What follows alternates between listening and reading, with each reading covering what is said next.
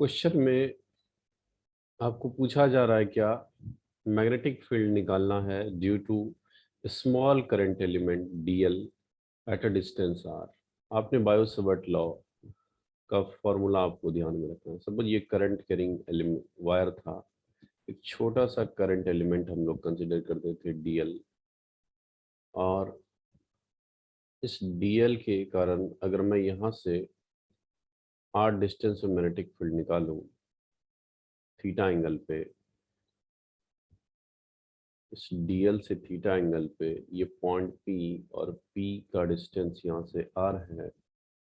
सो dB का जो formula होता था मिनॉट आई, और ये डीएल मिनॉट आई डीएल अपॉन 4 पाई r² होता है। मिनॉट आई डीएल अपॉन 4 पाई r² होता था, कुछ ऐसा फॉर्मूला होता था। ठीक है, लेकिन यहाँ वेक्टर फॉर्म में लिखा है, डीएल क्रॉस आर में लिखा है, तो हम लोग वेक्टर फॉर्म में इसको सेट करते हैं। सो आइडियल और साइन थीटा का टर्म छूट रहा है, साइन थीटा होता था बच्चों। सो डीवी को वेक्टर फॉर्म में सेट करने के लिए आप ऐसा करो, मिनॉट आई डीएल, ठीक है, मैं अपनी तरफ से आर न्यूमरेटर में ऐड कर दिया, आर तो था नहीं, आर दे दिया मैंने, आर तो डिवाइड भी करना होगा, तो 4 पाई r³ आ गया। देखो ए क्रॉस बी आपने क्या पढ़ा था क्लास 11 पे, ए बी साइन थीटा, वही बात यहाँ पे है। जो हम लोग इस टर्म पे फोकस करेंगे, ये जो डीएल और आर वाला टर्म है, डीएल आर साइन थीटा को क्या बोलेंगे, डीएल क्रॉस आर को हम लोग डीएल आर साइन थीटा बोल सकते हैं। तो सिंप्लीफाई करके लिखोगे तो आपके पास आ गया फॉर्मूला मिनॉट आई बाय 4 पाई और डीएल क्रॉस आर लिख लीजिए बाय r³। ऑप्शन की बात करूंगा तो ऑप्शन बी हो गया इसका करेक्ट आंसर। तो डायरेक्ट फार्मूला पुटिंग था, बायो सेवर्ट लॉ का फार्मूला पूछ दिया आपको। चलिए आगे बढ़ते हैं हम लोग। Next question, very important question, और ये क्वेश्चन 2019 में नीट ओडिशा में आया। तो समझिए क्वेश्चन को कैसे टैकल करेंगे हम लोग। क्वेश्चन में गिवन है straight conductor carrying current I is split into 2 parts as shown in the figure. Okay, the radius of the circular loop is R. Total magnetic field at the center of the loop is what? Total magnetic field पूछ रहा है। तो ये angle हमारे पास 90 degree है, तो ये angle 270 degree यहाँ सेंटर पे फॉर्म हो रहा है। टोटल मैग्नेटिक फील्ड निकालना है आपको सेंटर पे। तो यहाँ पे दो आर्क है, एक I1 ड्यू टू I1 वाले आर्क के कारण मैग्नेटिक फील्ड निकालेंगे और I2 वाले आर्क के कारण मैग्नेटिक फील्ड निकालेंगे। तो मैं यहाँ पे फॉर्मूला पहले लिख लेता हूँ, magnetic field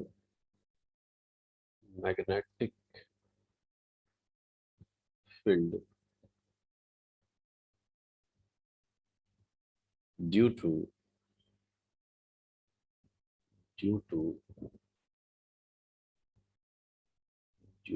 I1 due to current I1। और फार्मूला अगर आप यूज करोगे तो फार्मूला मेरे सेंटर पे क्या होता था, फार्मूला मिनॉट आई बाय 2r, और कितना एंगल फॉर्म हुआ, थीटा अपॉन 2 पाई, हम लोग फार्मूला यूज करते थे। तो डिपेंड करता है क्या एंगल फॉर्म हो रहा है, कोई भी आर्क, इन जनरल ये फॉर्मूला याद रखिए, कोई भी आर्क अगर सेंटर पे थीटा एंगल फॉर्म कर रहा है तो उसके लिए फॉर्मूला वैलिड है। तो यहाँ पे लिखोगे आप मिनॉट करंट I1 अपॉन 2r,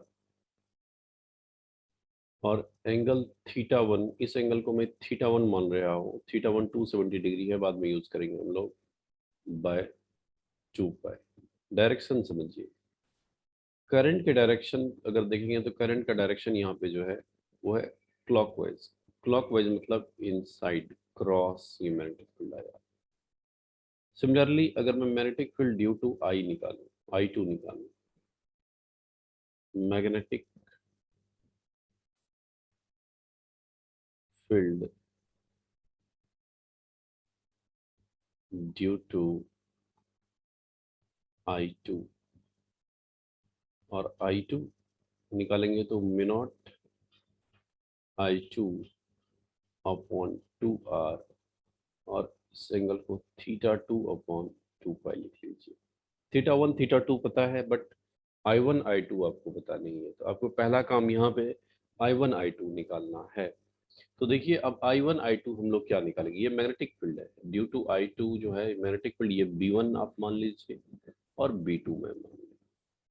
तो B2 का डायरेक्शन जो है, इसमें करंट का डायरेक्शन आप देखेंगे तो एंटी क्लॉकवाइज है, मतलब डॉट आउटसाइड द प्लेन। तो बच्चे सबसे अब प्रॉब्लम ये है कि I1 I2 हम लोग कैसे निकालेंगे। तो फोकस करो कि I1 I2 के लिए हम लोग क्या अप्रोच यहाँ पे यूज करेंगे। इस पेज पे आप ध्यान दीजिए, आप सब कैसे मैं अटेम्प्ट करूंगा I1 I2 को सॉल्व करने की कोशिश करूंगा। ये कुछ ऐसा लूप था आपके पास, यहाँ से करंट इंटर हो रहा था स्ट्रेट वायर, और यहाँ से बाहर भी निकल रहा था, और सेंटर पे अगर आप फोकस करें तो सेंटर पे जो एंगल बन रहा है वो 90 डिग्री का एंगल बन रहा था सेंटर पे।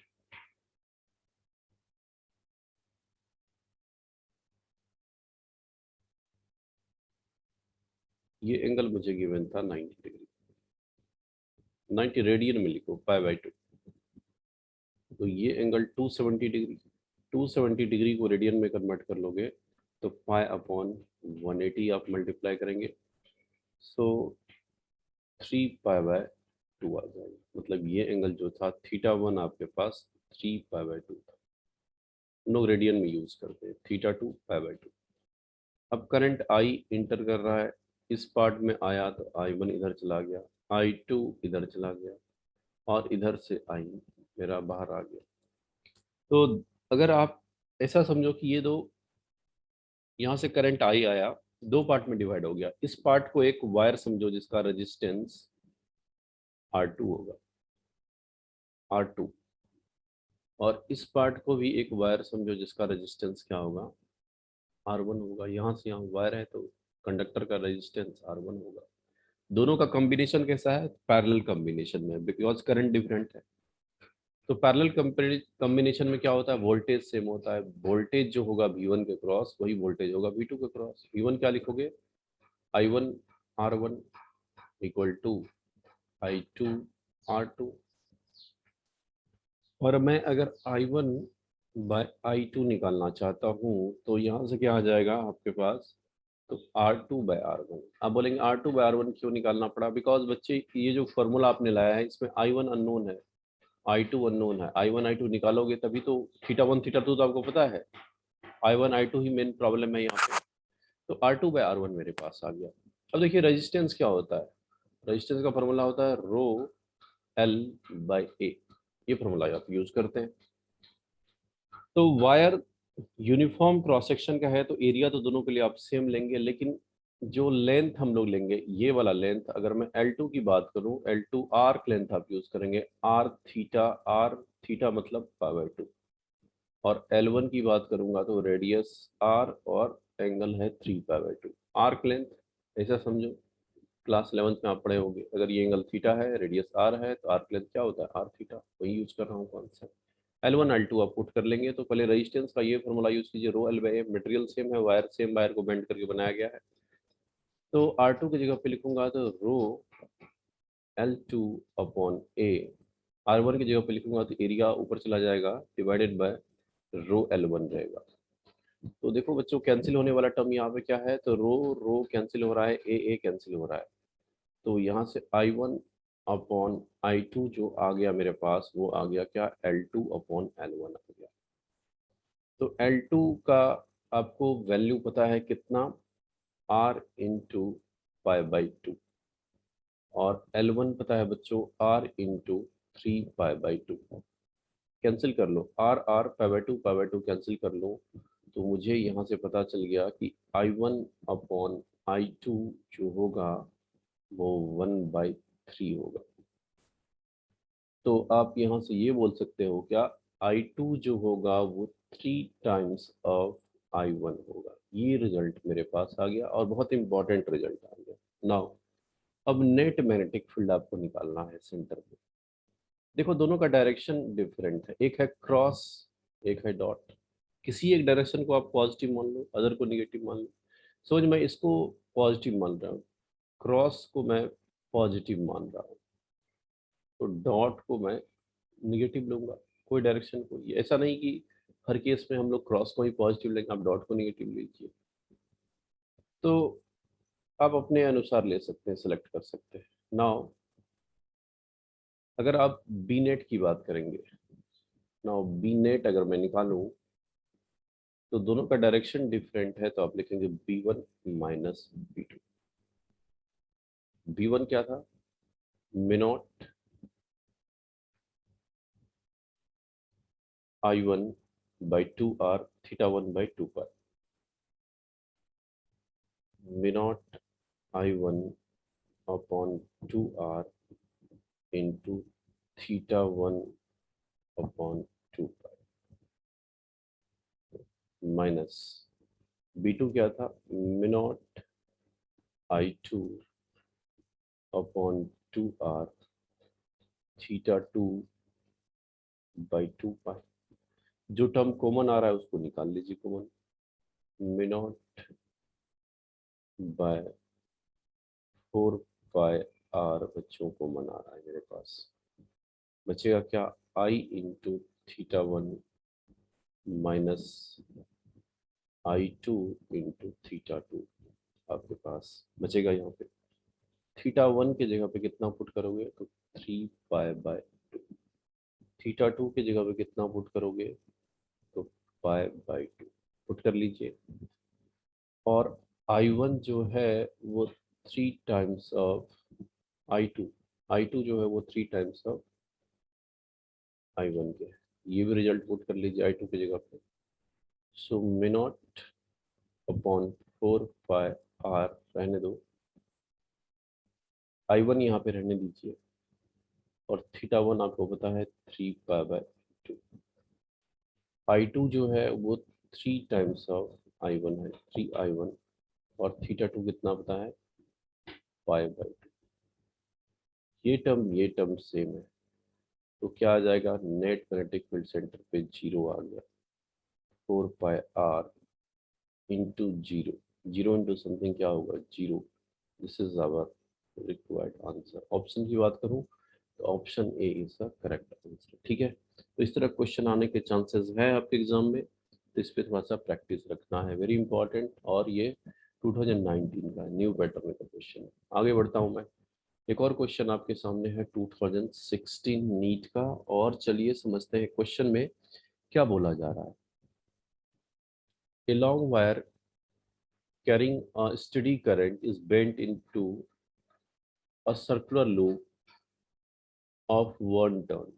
The magnetic field at the center of loop is B. It is then bent into circular coil of n turns. Okay, the magnetic field at the center of the coil of n turns will be. Okay, तो समझिए कैसे हम लोग यहाँ पे attempt करेंगे। Question का language समझो। एक लॉन्ग वायर था, उसको आपने कन्वर्ट किया किसमें, सर्कुलर में, सर्कुलर लूप में कन्वर्ट कर दिया। लॉन्ग वायर का जो एल लेंथ होगा एल,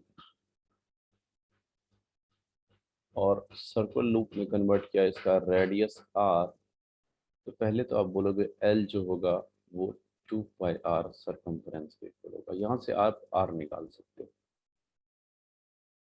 ओके, और मैं मान लेता हूँ इसमें करंट आई, तो यहाँ भी करंट आई ही मान लीजिए। डायरेक्शन नहीं बोल रहा है, क्लॉक एंटी क्लॉक कुछ भी ले सकते हैं। तो मैग्नेटिक फील्ड सेंटर पे, सर्कुलर कॉइल के कारण सेंटर पे आपको पता होना चाहिए फॉर्मूला क्या होता है, मिनॉट I/2R। Mu naught I by 2r। अब बच्चे मुझे आर को सब्स्टिट्यूट करना है। आर का वैल्यू यहाँ से क्या लिख सकते हो, L by 2 pi.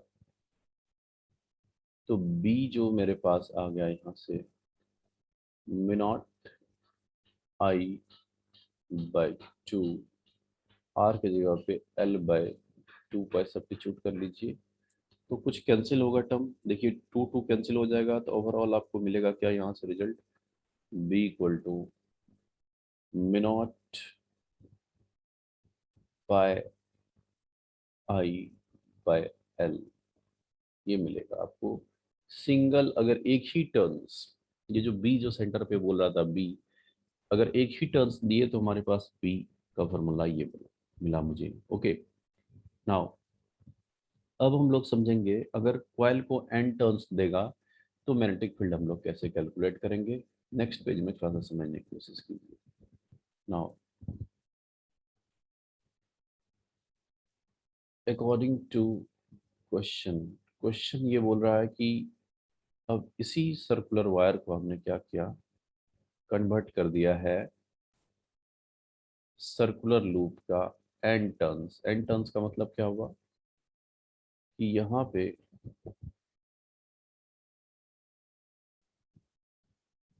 Almost same radius लीजिए आप, लेकिन इसके बीच में बहुत सारा वायर है। एन टर्न्स में हमने इसको कन्वर्ट कर दिया।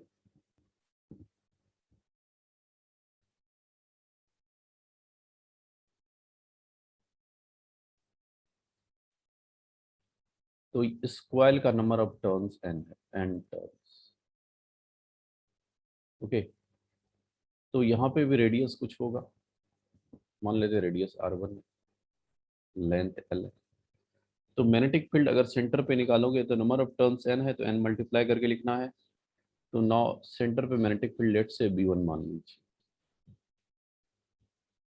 फॉर्मूला आ जाएगा आपके पास, this is n into mu naught I by 2r1। अब r1 तो मुझे लिखना होगा। तो देखो अगर एक कॉइल होता था l इक्वल टू आप लिखते थे सरकमफ्रेंस 2 पाई r, लेकिन n नंबर ऑफ टर्न्स है तो n मल्टीप्लाई करना होगा, l इसके इक्वल होगा। यहाँ से रेडियस अगर निकालोगे तो l बाय 2 पाई n लिखेंगे। पुट कर लीजिए रेडियस r1, तो b1 जो मेरे पास मिल जाएगा n इंटू म्यू नॉट आई, करंट तो सेम ही रहेगा, 2 r1 के जगह पे l अपॉन 2 पाई n पुट करेंगे आप। और इसको बच्चों सिंप्लीफाई करो तो आपके पास न्यूमरेटर में आ जाएगा n स्क्वायर, और ये 2 तो कैंसिल हो जाएगा, रेस्ट टर्म क्या है म्यू नॉट आई, पाई भी रहेगा और डिवाइडेड बाय एल होगा।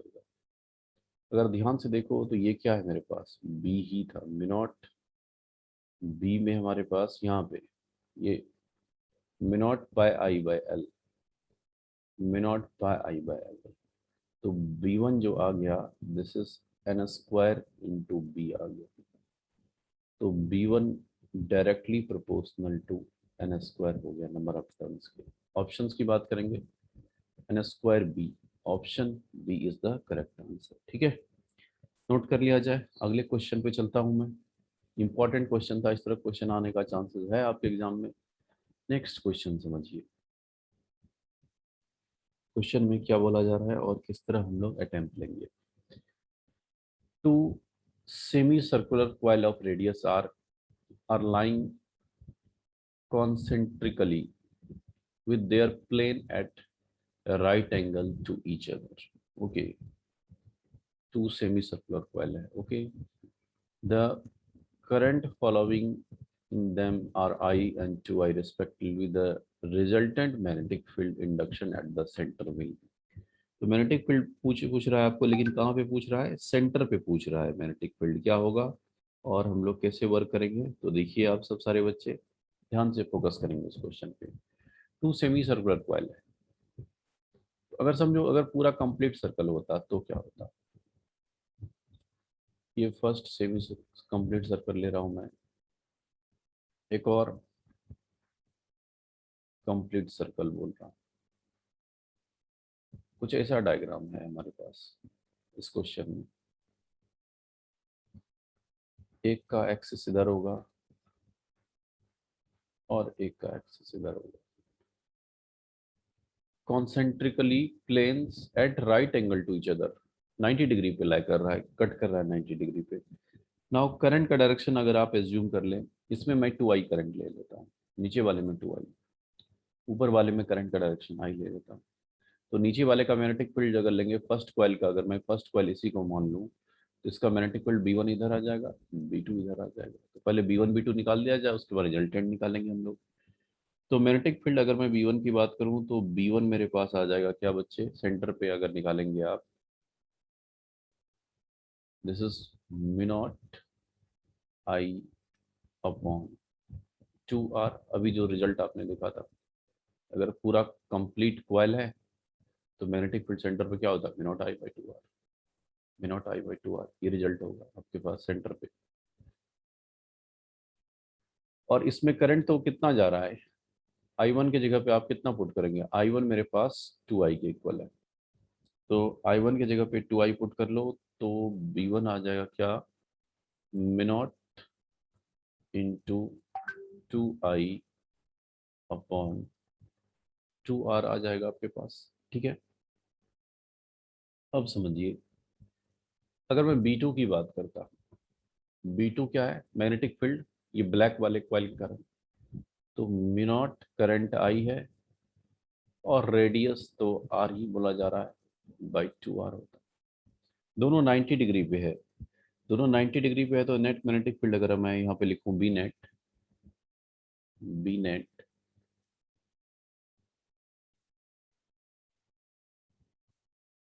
बी नेट क्या होगा, root over of B1 square B2 square. Question में सिमिलर कॉइल बोल रहा है, टू आइडेंटिकल कॉइल, ठीक है, कंप्लीट कॉइल बोल रहा है, ठीक है। तो अब सिंप्लीफाई करना है, root over of mu naught I by 2R का स्क्वायर, और यहाँ से अगर इसको कैंसिल भी कर दोगे, फिलहाल रहने दो, mu naught 2I bye 2R का स्क्वायर। तो बच्चे सॉल्व, कॉमन क्या आ रहा है पहले देख लो, mu naught I by 2R common ला रहा है, यहाँ 1 बचेगा, यहाँ 4 बचेगा, तो रूट 5 आएगा, रूट 5, और 2R डिनोमिनेटर में रहेगा। तो ऑप्शंस की बात करूँ तो ऑप्शन ए मिलेगा आपको। तो सिमिलर कॉइल था, ठीक है, सेमी सर्कुलर नहीं था, सिमिलर सिमिलर। तो नेट मैग्नेटिक फील्ड ये होगा, सेमी सर्कुलर होता तो अलग केस होता, जो भी रिजल्ट आता उसमें 2 से और डिवाइड करना पड़ता हम लोग को। ये सिंपल सा क्वेश्चन है, इस तरह क्वेश्चन CBSE बोर्ड में पूछा जाता है, और आप प्रैक्टिस कर चुके हैं इस तरह क्वेश्चन को। आगे बढ़ता हूँ मैं, नेक्स्ट क्वेश्चन समझो। A charge q is uniformly spread on a thin ring of radius r. The ring is rotated about its axis with uniform frequency. Magnitude of magnetic induction at the center of ring. देखिए magnetic field पूछ रहा है centre पे, और जब इसको rotate कराएंगे हम लोग सेंटर के वो, ठीक है। तो चलिए समझते हैं। तो पहले आपको करंट चाहिए, करंट जब तक नहीं, चार्ज से हम लोग करंट निकालने की कोशिश करेंगे। तो ये एक रिंग है आपके पास, और ये रिंग का एक्सिस जिसके अबाउट ये रोटेट कर रहा है, और इस पे plus Q charge uniformly distributed, plus Q, और फ्रीक्वेंसी एफ से रोटेट कर रहा हूं मैं। देखो Q इक्वल टू, आपने फॉर्मूला पढ़ा है क्या, जो हमारे पास करंट होता है, current Q equal to IT formula हमारे पास होता है। और करंट अगर मैं यहाँ से पूछूं तो आप बोलेंगे charge upon time, dq by dt हम लोग इंस्टेंटेनियस करंट लिखते थे। और फ्रीक्वेंसी एफ गिवन है, तो 1 बाई टाइम पीरियड जो होता है वो फ्रीक्वेंसी होता है। तो पता चल गया कि जो करंट होगा वो Q इंटू एफ के इक्वल होगा, ये आपको पता चल गया। तो मैग्नेटिक फील्ड अगर मैं सेंटर पे पूछूं, तो आपको पता है अगर कॉइल सर्कुलर हो या रिंग हो, सेंटर पे मैग्नेटिक फील्ड का फॉर्मूला होता है mu naught I by 2R। बाकी I का वैल्यू मुझे QF पता है, so mu naught QF upon 2R। So mu naught Q F of 1 2r की बात करें तो ऑप्शन अगर देखोगे तो ऑप्शन बी जो होगा इसका करेक्ट आंसर होगा। सिंपल सा क्वेश्चन था, लेकिन माइंड में क्लिक करना चाहिए। Q equal to I T हम लोग यूज करेंगे और 1 बाय टाइम पीरियड को हम लोग फ्रीक्वेंसी बोलते हैं, तो वहां से करंट मिल जाएगा। करंट का वैल्यू सब्स्टिट्यूट कर दोगे तो आपको मैग्नेटिक फील्ड मिल जाएगा। ठीक है, सारे बच्चे क्लियर है यहाँ तक? आगे बढ़ूं, नेक्स्ट क्वेश्चन देखो क्या है। A current loop consists of two identical semicircular parts, each of radius r, one lying in xy plane and one in xz plane. If the current in the loop is I, the resultant magnetic field due to two semicircular parts at their common center is what? तो इसको diagram से समझना बड़ा important है। देख लीजिए कैसे work करेंगे हम लोग। इसके लिए मैं एक डायग्राम रफ स्केच आपके लिए बना रहा हूँ। ये वाई एक्सिस, इधर एक्स एक्सिस और इधर आप जेड एक्सिस मान लो, एक्स वाई जेड। तो एक्स एक्सिस हमारा इधर भी होगा, निगेटिव वाला पार्ट एक्स एक्सिस का इधर होगा, और जेड एक्सिस का भी इधर निगेटिव वाला पार्ट होगा। ऐसा क्यों ड्रॉ किया हूँ थोड़ी देर में पता चलेगा आपको। एक सेमी सर्कुलर कॉइल है, वो एक्स वाई प्लेन में लाई कर रहा है, और एक अदर है जो एक्स जेड प्लेन में लाई कर रहा है। तो पहले मैं एक्स वाई को ट्रेस कर लूँ। सेमी सर्कुलर, सेंटर कॉमन है दोनों का, ये मान लीजिए एक्स वाई प्लेन में, यहां से यहां तक। और एक है जो एक्स जेड प्लेन में लाई कर रहा है। ठीक है, तो एक्स और जेड वाले प्लेन में लाई कर रहा है, ये था एक्स वाई प्लेन में लाई कर रहा था। अब नेक्स्ट जो हमें देखना है वो एक्स जेड प्लेन में लाई कर रहा है। तो यहां से जो डायग्राम होगा थोड़ा सा फोकस करना। ये डायग्राम कुछ ऐसा, मतलब ये एंगल जो यहाँ पे बन रहा है वो 90 डिग्री, दोनों कॉइल एक दूसरे से 90 डिग्री, तो दोनों सेमी सर्कुलर ही हैं। ऐसा डायग्राम में अब दिख नहीं रहा है सेमी सर्कुलर, लेकिन सेमी सर्कुलर जैसा है, दोनों 90 डिग्री, ऊपर से एक नीचे वाला प्लेन में लाइक कर रहा है। नाउ देखो, सबसे पहले ये समझो, पूरा पूरा कंप्लीट सर्कल होगा तो फॉर्मूला आएगा mu naught I bye 2r। अगर मैं सेमी सर्कुलर की बात करूं तो हाफ मल्टीप्लाई करना पड़ेगा। दोनों में करंट बोल रहा है कि आप आई ही करंट लेंगे, यहाँ से करंट आई, करंट का डायरेक्शन ऐसे ले लीजिए आप, करंट आई ऐसे बॉल मूव कर रहा है ना। अब समझना है बच्चे, तो मैग्नेटिक फील्ड जो मैं एक्स वाई प्लेन वाले में लिखूं, बी एक्स वाई, तो आपके पास म्यू नॉट करंट बोल रहा है आई लीजिए बाय 4 पाई, 4r लिखेंगे, पाई का टर्म नहीं होगा, 4r। अब डायरेक्शन किधर होगा उसको समझना है। करंट के डायरेक्शन में, अगर आप इसमें करंट के डायरेक्शन में, ऐसा लूप है, करंट के डायरेक्शन में अगर आप फिंगर को कर्ल करेंगे तो थंब का डायरेक्शन होगा towards negative Z. Negative Z का मतलब हुआ माइनस के कैप लगा दो डायरेक्टली, यहाँ पे बेटर होगा, वेक्टर फॉर्म में लिख रहा हूँ। नाउ अब जो मेरे पास एक्स जेड प्लेन में लाई कर रहा है, बी एक्स जेड अगर लिखूंगा तो ये mu naught I bye 4r, तो ये भी होगा, रेडियस सेम है दोनों का। अब इसका डायरेक्शन समझिए, करंट के डायरेक्शन में फिंगर कर लीजिए तो ये माइनस जे कैप निगेटिव वाई में आएगा, दोनों परपेंडिकुलर है। माइनस मतलब एक का डायरेक्शन इधर आ गया, फर्स्ट कॉइल का B1 इधर मान लो आप, और B2 इधर आ गया, तो B1 B2 क्या है, दोनों 90 डिग्री पे है। तो दोनों का मैग्नेटिक फील्ड बी नेट कुछ ऐसा होगा, तो बी नेट निकालना root over of this square plus this square हम लोग करेंगे। तो अब इसको सॉल्व कर लेना है, तो इसके लिए मैं अगले पेज में चलूँगा, थोड़ा सा इसको स्क्वायरिंग करके मुझे ऐड करना है। तो चलिए एक पेज में, नेक्स्ट पेज में हम लोग इसको समझ लेते हैं।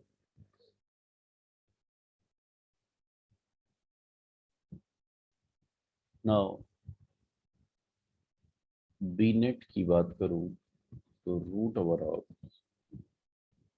फर्स्ट वाला जो मैंने ट्रिपल था, मिनॉट करंट आई बाय 4 आर का स्क्वायर, सिर्फ मैग्नीट्यूड लिख रहा हूँ, मिनॉट करंट आई बाय 4 आर का स्क्वायर। तो इसको अगर कॉमन ले लोगे तो आपके पास आ जाएगा √2 मिनॉट आई बाय 4 आ जाएगा। ऑप्शन देखो, किसी में √2 न्यूमरेटर में प्रेजेंट नहीं है, सब में जो √2 का टर्म है वो डिनोमिनेटर में। तो कोशिश करते हैं और सिंप्लीफाई करने का।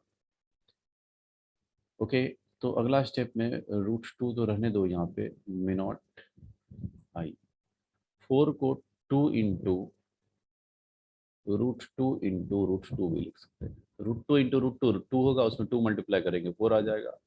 इससे क्या होगा, एक √2 कैंसिल हो जाएगा। ओवरऑल क्या मिला आपके पास, mu naught I by 2 √2 R. Option की बात करोगे तो mu naught I by 2 √2 R, option A is the correct answer. तो इस तरह क्वेश्चन आने के चांसेस रहते हैं एग्जाम में।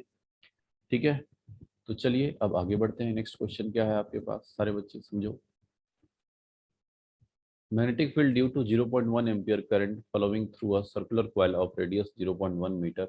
Number of turns given है at the center of coil. Simple formula putting हो गया ये क्वेश्चन। एक कॉइल है जिसका नंबर ऑफ टर्न्स गिवन है आपको, इसका रेडियस भी आपको गिवन है r।